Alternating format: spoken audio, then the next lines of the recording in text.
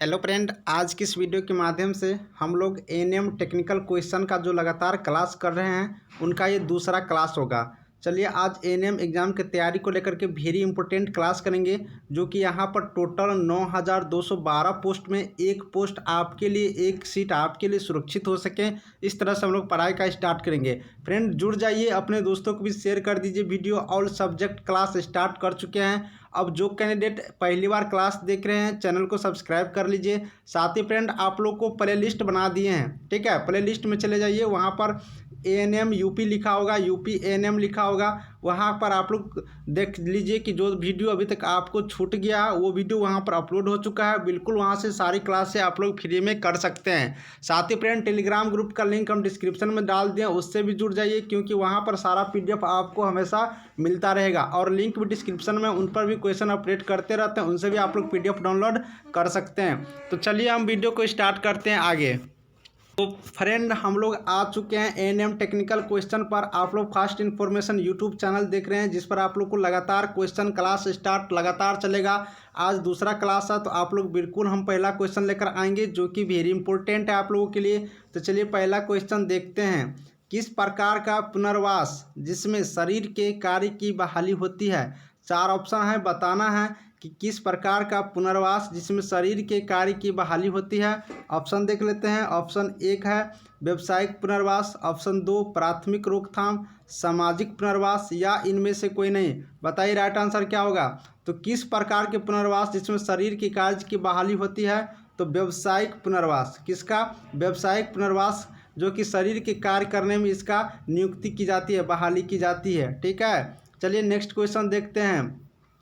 निम्नलिखित में कौन एक जीवित छीन टीका नहीं है? चार टीका का नाम बताया गया है, इनमें से बताना है कौन ऐसा टीका है जो जीवित छीन टीका नहीं है। ऑप्शन एक है बीसीजी, दूसरा है साल्क, तीसरा है सबीना का टीका, चौथा खसरा टीका। बताइए इनमें से कौन एक टीका है जो जीवित छीन टीका यहाँ पर नहीं है। तो यहाँ पर जो साल्क का टीका है यह एक जीवित छीन टीका नहीं है। ऑप्शन नंबर बी यहाँ पर राइट आंसर है, साल्क एक जीवित छीन टीका नहीं है। बाकी जो आप लोग यहाँ पर देख रहे हैं बीसीजी का टीका, सबीना का टीका या खसरा के टीका, ये तीनों जीवित छीन टीका है, ठीक है। तो आप लोग इस तरह से याद रखेंगे, जीवित छीन टीका नहीं है तो साल्क, बाकी तीनों जो हो गया वो क्या है? जीवित छीन टीका है। तो यहाँ पर राइट आंसर क्या हो गया? Option number B. चलिए आगे की तरफ हम लोग तीसरा क्वेश्चन देखेंगे। यहाँ पर ये है किन संचारी रोगों के प्रसार को रोकने का सबसे कठिन है? ये चार रोग है जो संचारी रोग है, किनको रोकना सबसे कठिन है?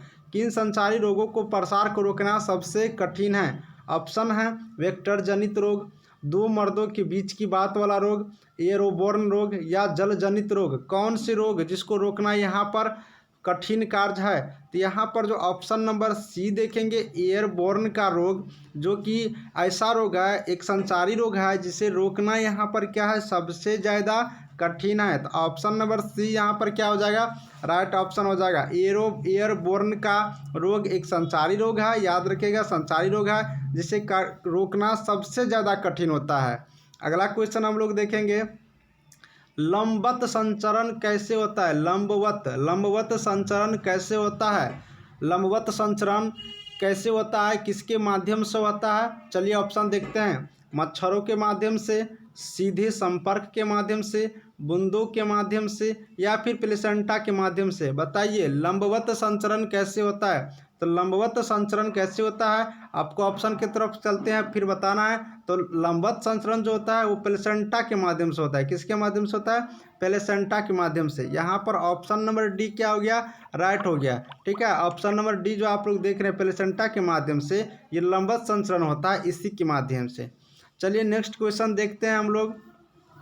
डीपीटी वैक्सीन, ठीक है, डीपीटी वैक्सीन को स्टोर करने के लिए आदर्श तापमान क्या होता है? कौन सा नॉर्मल आइडियल टेम्परेचर होता है जिस पर डीपीटी वैक्सीन को स्टोर किया जा सकता है, रोका जा सकता है, रखा जा सकता है? ऑप्शन क्या है? कमरे का तापमान 4 से 8 डिग्री सेल्सियस, 0 से -20 डिग्री सेल्सियस, या 18 से 20 डिग्री सेल्सियस। बताइए डीपीटी वैक्सीन को स्टोर करने के लिए आदर्श आइडियल टेम्परेचर क्या होना चाहिए? तो ऑप्शन नंबर यहाँ पर अगर बी देखेंगे 4 से 8 डिग्री सेल्सियस बिल्कुल राइट आंसर है। ऑप्शन नंबर बी यहाँ पर राइट आंसर है आप लोग को 4 से 8 डिग्री सेल्सियस। चलिए नेक्स्ट क्वेश्चन देखते हैं।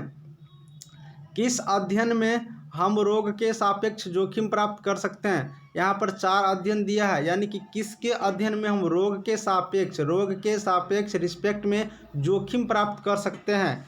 ऑप्शन है मामले का अध्ययन, जनसंख्या वर्ग स्टडी, मामला नियंत्रण अध्ययन या फिर प्रयोगात्मक अध्ययन। बताइए राइट आंसर क्या होगा?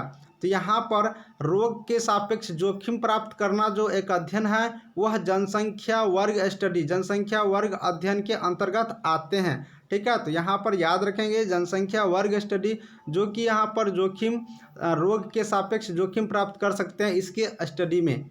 चलिए नेक्स्ट देखते हैं क्वेश्चन।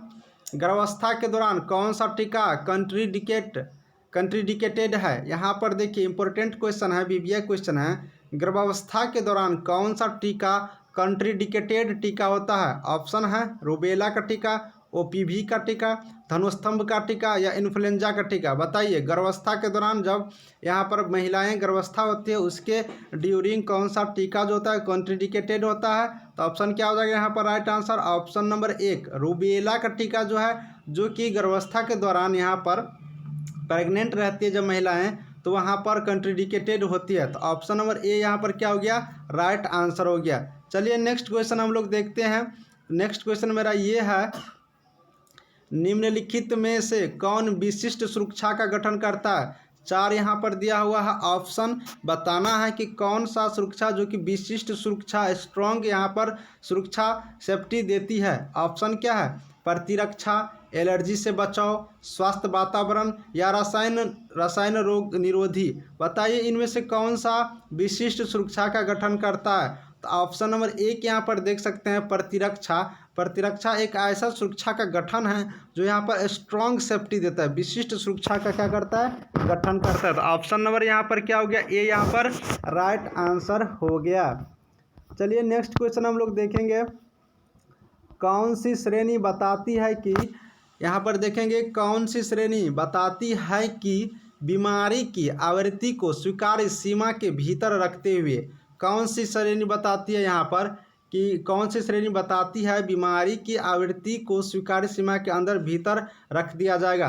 तो यहाँ पर ऑप्शन नंबर ए जो है नियंत्रण, यह नियंत्रण ही बताती है कि कोई भी बीमारी आवृत्ति सीमा की स्वीकार के सीमा के अंदर नियंत्रण रख सकते हैं, नियंत्रण कर सकते हैं। ठीक है, चलिए नेक्स्ट क्वेश्चन है मेरा, परहरी निगरानी का मुख्य उद्देश्य क्या है? परहरी निगरानी का मुख्य उद्देश्य क्या है? ऑप्शन है कुल मामलों का पता लगाने के लिए, चिकित्सीय हस्तक्षेप के लिए, रोग के प्राकृतिक इतिहास को दर्शाने के लिए या फिर परहरी बवासीर की रोकथाम के लिए। बताइए परहरी निगरानी का मुख्य उद्देश्य क्या है?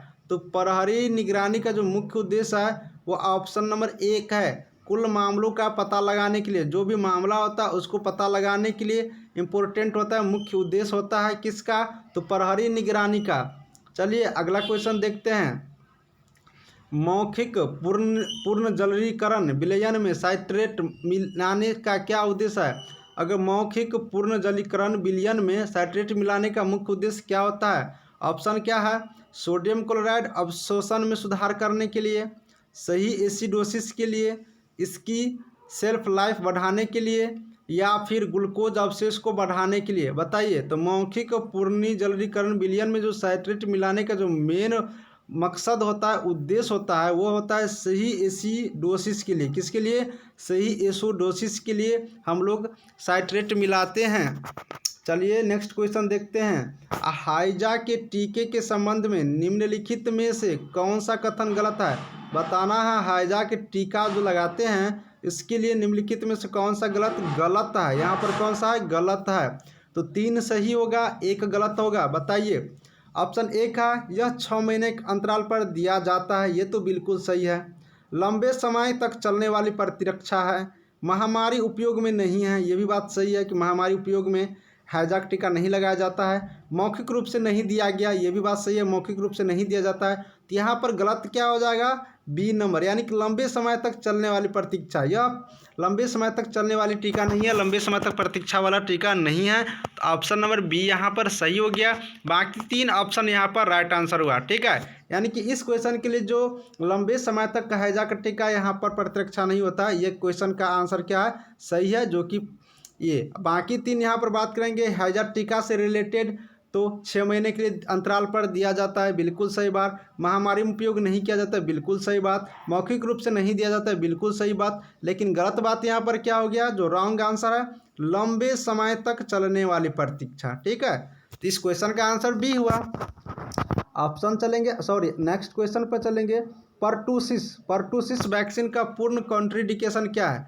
पर्टूसिस वैक्सीन का पूर्ण कॉन्ट्रीडिकेशन क्या है। ऑप्शन है दस्त, बुखार, कुपोषण या आक्षेप। बताइए, पर्टूसिस वैक्सीन का पूर्ण कॉन्ट्रीडिकेशन क्या होता है, तो आक्षेप होता है। क्या होता है, आक्षेप। ऑप्शन नंबर यहाँ पर जो आप लोग डी देख रहे हैं, आक्षेप, बिल्कुल राइट आंसर है। पर्टूसिस वैक्सीन का पूर्ण कॉन्ट्रीडिकेशन क्या होता है, तो आक्षेप होता है। ठीक है, चलिए नेक्स्ट क्वेश्चन देखते हैं। ताज़ा ब्लीच तैयार करने के बाद कितना क्लोरीन उपलब्ध होगा। अगर ताज़ा ब्लीच तैयार करते हैं तो कितना क्लोरीन उपलब्ध होगा। ऑप्शन ए का है 20%, 30%, 33% या फिर 40%। तो ताज़ा ब्लीच तैयार करने के बाद यहाँ पर जो क्लोरीन उपलब्ध होगा वो 30% होगा। कितना होगा, 30% होगा। चलिए नेक्स्ट क्वेश्चन देखते हैं। निम्नलिखित में कौन सबसे शक्तिशाली रासायनिक कीटाणुनाशक है। बताना है इनमें से कौन सबसे शक्तिशाली रासायनिक कीटाणुनाशक है। ऑप्शन ए का है फिनोल, दूसरा लाइसोल, डेटॉल या पोटेशियम परमैंगनेट। बताइए निम्नलिखित में कौन शक्तिशाली रासायनिक कीटाणुनाशक होते हैं। तो ऑप्शन नंबर बी यहाँ पर देख सकते हैं, लाइसोसोल। लाइसोल एक सबसे शक्तिशाली रासायनिक कीटाणुनाशक हैं। चलिए नेक्स्ट क्वेश्चन की तरफ बढ़ते हैं। निम्नलिखित में किस रोग के संचरण को रोकने के लिए अलगाव की आवश्यकता नहीं है। बताइए, 4 ऑप्शन दिया है।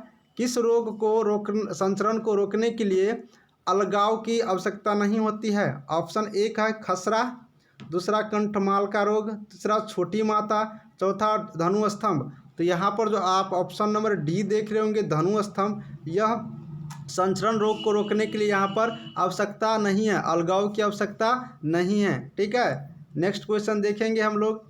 सक्रिय और निष्क्रिय टीकाकरण को छोड़कर सभी एक साथ किया जाता है। कौन सा ऐसा टीकाकरण है जो सक्रिय और निष्क्रिय टीकाकरण को छोड़कर सभी एक साथ किए जाते हैं। ऑप्शन चेक करते हैं। हेपेटाइटिस बी, खसरा, रेबीज, धनुस्तंभ। बताइए, तो यहाँ पर सक्रिय और निष्क्रिय टीकाकरण को छोड़कर सभी एक साथ जो किया जाता है वह होता है धनुस्तंभ टीकाकरण। ठीक है, धनुस्तंभ टीकाकरण है जो कि सक्रिय और निष्क्रिय को छोड़ करके बाकी एक साथ किए जाते हैं।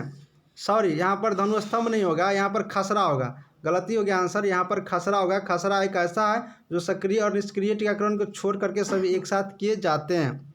चलिए अगला क्वेश्चन हम लोग देखते हैं।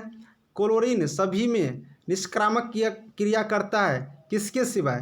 क्लोरीन सभी में निष्क्रामक क्रिया करती है इनमें से एक को छोड़ करके। तो किसको छोड़ करके, तो सेट्रीमाइड को छोड़ करके क्लोरीन सभी में निष्क्रामक क्रिया करती है। कौन सी क्रिया करती है, निष्क्रामक क्रिया करती है।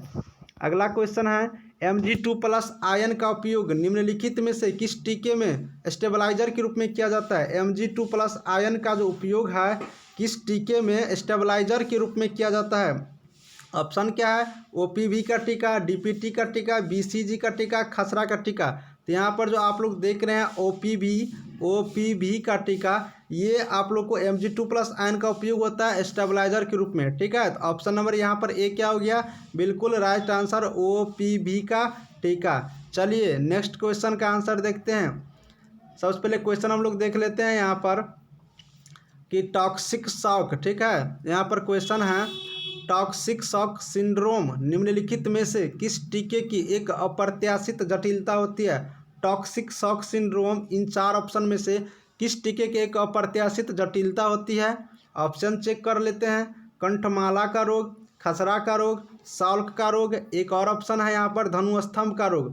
तो यहाँ पर टॉक्सिक शॉक सिंड्रोम जो है, जो एक अप्रत्याशित जटिलता के रूप में होती है, वो होता है क्या, यहाँ पर खसरा। क्या हो जाएगा ऑप्शन यहाँ पर राइट आंसर, खसरा। ठीक है, यहाँ पर खसरा। ऑप्शन नंबर बी जो देख रहे हैं बिल्कुल राइट आंसर है खसरा, जो कि टॉक्सिक शॉक सिंड्रोम है, जो निम्नलिखित में से एक अप्रत्याशित जटिलता के रूप में कार्य करती है।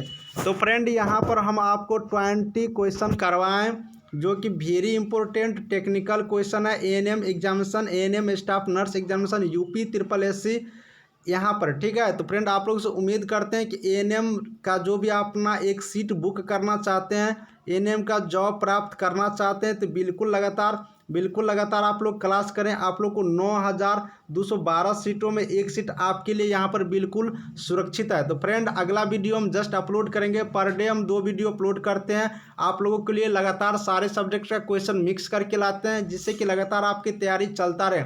तो बिल्कुल फ्रेंड आप लोग चैनल से जुड़ जाइए, दोस्तों को भी शेयर करें और टेलीग्राम ग्रुप से जुड़ जाइए।